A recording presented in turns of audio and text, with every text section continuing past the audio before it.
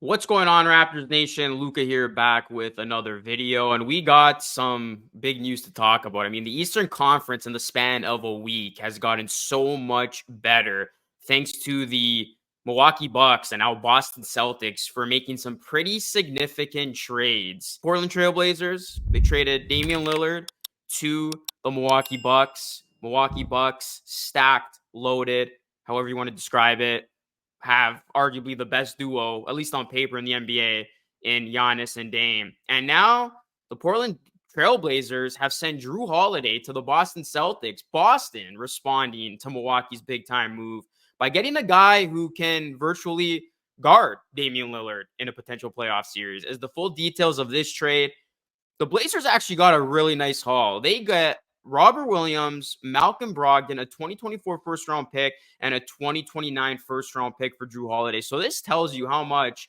the Boston Celtics are willing to go all in this season, because they obviously make the big trade for Kristaps Porzingis, trading away fan favorite Marcus Smart, and then they give up a ton here to get Jrue Holiday, a guy who, like I said, is capable of guarding, slowing down Damian Lillard, and obviously Jrue Holiday can put it up offensively, especially in the playoffs, and help the Celtics team with their backcourt. And adding Jrue Holiday basically replenishes the loss of Marcus Smart. Now, the Celtics did give up some depth. Their starting five looks formidable, but now there are questions about their bench unit. But I think it's safe to say, after these trades that went down this week, the Milwaukee Bucks and Boston Celtics are the clear two best teams in the East. You can make an argument who's 1A, who's 1B, but these teams are in their own tier right now. So I wanted to talk about where this now leaves the Toronto Raptors in the East, because you got the Milwaukee Bucks, Boston Celtics in their own tier, very interchangeable. Who's going to be 1 and 2?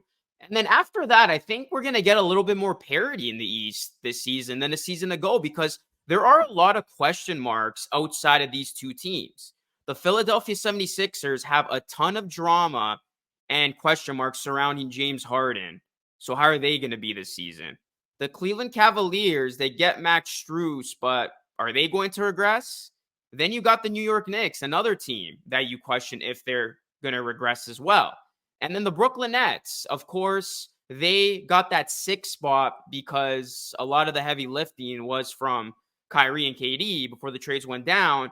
Is this team going to take a step forward or a step back? So when you look at the East, maybe some of the play-in teams from a season ago can actually sneak into the top 6 outside of the Bucks and Celtics. Because if you talk about teams like the Sixers, Cavs, Knicks, and Nets, who are all playoff teams from a season ago in the top 6, regressing, then maybe teams like the Heat, Hawks, even Raptors, and some of the other teams that are set to be on the rise, a Magic team that I'm very high on, even an Indiana Pacers team. Can one of these teams surprise people and get into the top 6? So I think there is going to be a lot more parity. And even talking about the playing teams from a season ago, how are the Miami Heat going to be? I mean, I do still have the Miami Heat being a potential playoff team, but they didn't make a big move. They didn't make a big trade when it was rumored all offseason that they were going to make a big splash, because, of course, they made that run, but they fell short in the NBA Finals.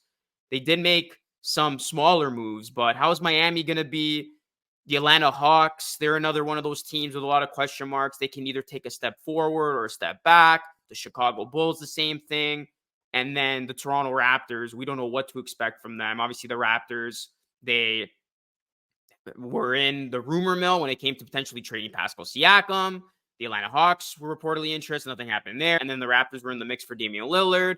It would seem like the Raptors were all of a sudden in a win-now mentality, but they didn't trade for Lillard. And then the Raptors were even set to be in the mix for Jrue Holiday, but of course, they do not get Jrue Holiday. So the Raptors kind of just stood pat after losing Fred VanVleet to free agency, and they appear to just be content with this group, and they're going to roll the dice on this group and see how they fare this season. So I think we can see some teams that were in the bottom half of the Eastern Conference potentially sneak into the top 6.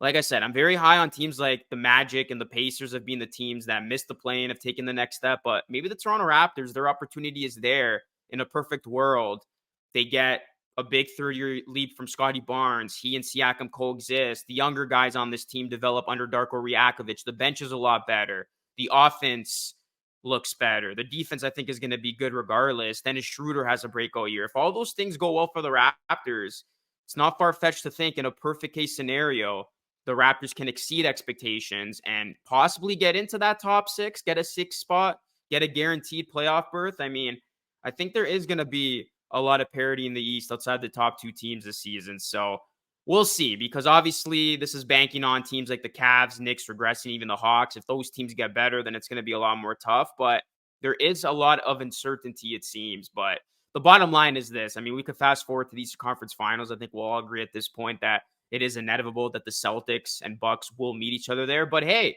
who can be that disruptor? Last season, the disruptor was Miami. Will it be Miami again that disrupts things, or will another team emerge as a disruptor? So we'll see how it plays out. But where do you see the Raptors stacking up in the East, Raptors Nation? I mean, I ultimately said 7-10, but again, in a perfect world, I would not be surprised if the Raptors even get into a top six spot, get that sixth spot. Of course, if other teams that I named regress. So we'll see what happens, but it's definitely going to make for an interesting season. The Eastern Conference is very top heavy after a huge week from the Bucks and Celtics making some big trades. We'll see how the Raptors stack up and if they do, in fact, exceed expectations, or they basically perform how Vegas sees them performing as being a middling team and in the play-in or even potentially outside of the play-in. So let me know your thoughts. Hit a like on the video. Subscribe to the channel for more. This is Lucas signing off. As always, thanks so much for watching. Until next time, stay safe.